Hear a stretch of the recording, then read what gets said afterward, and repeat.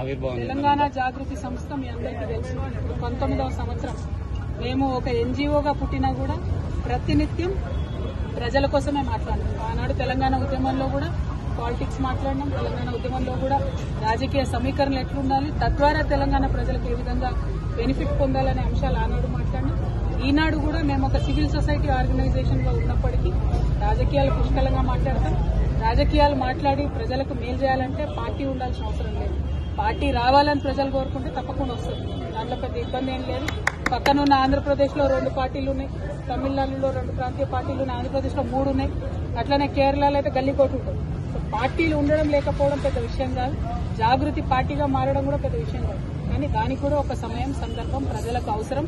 Ultimate గా నాకేం లాభం, ఏ పార్టీ ప్రజలకు లాభం కావాలి, మా కోసం కాదు కదా పార్టీ. సో దానికోసమే ఈ పర్యటన చేస్తా ఉన్నాం.